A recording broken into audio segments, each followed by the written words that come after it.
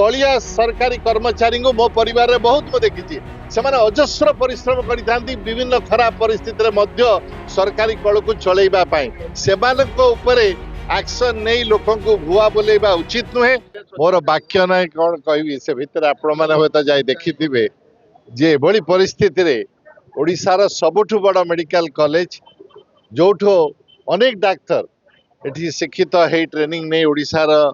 स्वास्थ्य सेवा करुछंती से भली अनुष्ठान रे जे भली गोटी घटना घटी पारिबो जो थरे वर्तमान सुधा 13 जन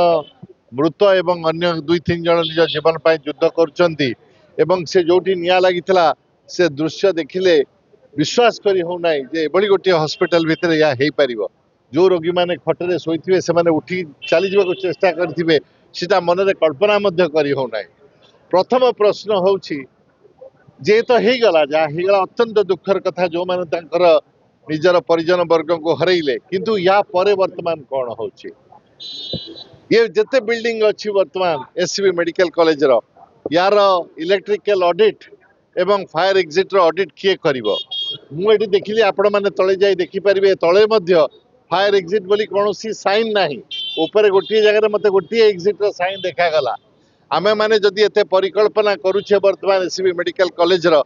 फायर एग्जिट रो बंदोबस्त प्रथम बा द्वितीय महला जोठी अछि से जगह रे द्वितीय सीढ़ी करबा अत्यंत जरूरी।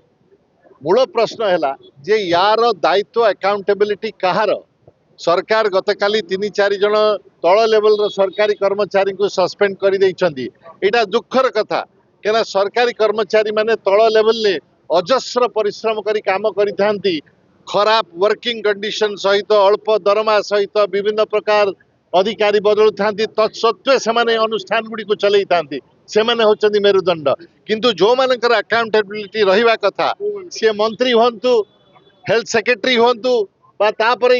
जे हॉस्पिटल इंचार्ज अछंती से होंतु ये दुखर कथा जे तांको परे कोनसी कार्यानुष्ठान नाही बा नैतिकता दृष्टि से इस्तीफा दउनाहंती एटा दुखर कथा। जूनियर सरकारी एम्प्लॉई को एभली भावे निलंबित करवा उचित नथिला तेणु मोर सरकार को वर्तमान दाबी रहिबो जे जो माने एटी पे एक्चुअली अकाउंटेबिलिटी नबा कथा से माने या तो इस्तीफा दियंतु बा तांको पर सरकार को जदी साहस अछि कार्यानुष्ठान करंतु। तलिया सरकारी कर्मचारी को मो परिवार में बहुत मुझे देखी से अजस्र परिश्रम करते विभिन्न खराब परिस्थिति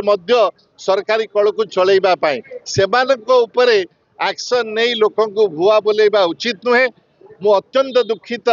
जे आमर जो दायित्व सेटा को सुचारू भाव आम संपादन करुचे ना केवल आम मैंने बसिकी उपरे सरकारी शासन ने गदी रे कल रे जो जो लाभ मिलूची ताकू उपभोग करुचे ना आम निज काम करुचे एटा होची प्रश्न। एई भिडियोटी आपनकु केमिति लागिला कमेंट करि जणांतु। धरित्री लाइव रो यूट्यूब एवं फेसबुक चैनल को सब्सक्राइब करंतु। अधिक खबर पई लॉगिन करंतु www.dharitri.com।